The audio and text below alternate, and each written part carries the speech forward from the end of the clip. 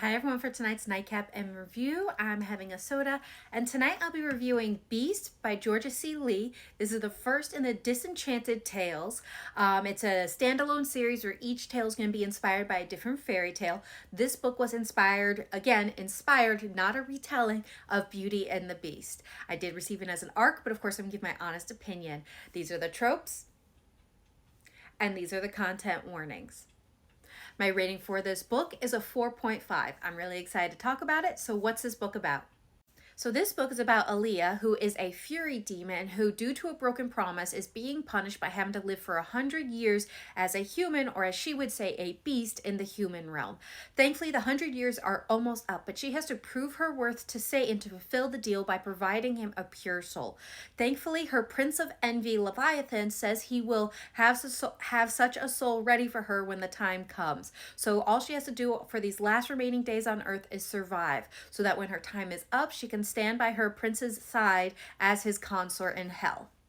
So as the end of her punishment is drawing closer, she's living a mostly boring existence. That is until an angel breaks into her house. But it's not just any angel, it's the Archangel of Hope and Redemption, Remy, who is there to not only redeem her to stop her from returning to her former glory as a fury demon, but also in a way to redeem himself due to some of his recent actions that have had some undesirable consequences for him. The thing is, he seems to have forgotten that demons don't have souls that can be redeemed. So she's just going to spend these last few days on Earth playing with her new toy. So what are my thoughts on this book? Again, I'm giving this a 4.5. A lot of this book, it was actually a 4 for me, and that's not a bad rating at all. But I will say those last couple chapters really got me in my feels, and that gave it a bump to a 4.5. So be ready for the end of the book because it might get you a little emotional. Now, I really enjoyed this interesting take on Beauty and the Beast. Now, again, this is inspired by Beauty and the Beast. It is not a retelling of Beauty and the Beast.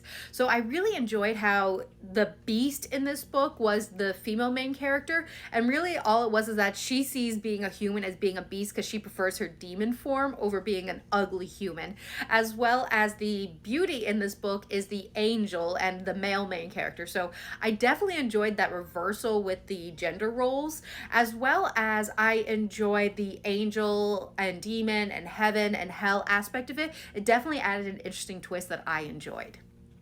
Now, I do want to say Georgia is amazing at world building. I really enjoy the worlds. No detail is too small. She really thinks things through and puts a lot of work into the world she builds, and I appreciate them.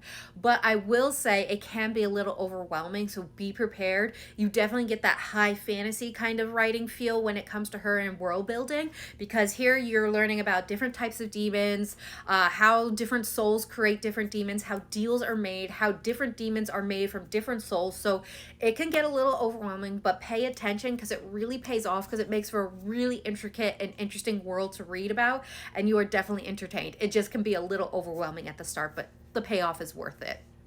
Now, when it came to the plot and the characters, I really enjoyed them. I also enjoyed the author's message of no one being truly evil or truly good. It's how a fury demon with an unforgivable soul is the perfect match for the Archangel of Hope and Redemption. It's because they balance each other out and they work, and I definitely believe in the relationship and their chemistry. And trust me, they had some serious chemistry and they were burning up those sheets. This book has a lot of spice in it as well, and I really enjoyed it.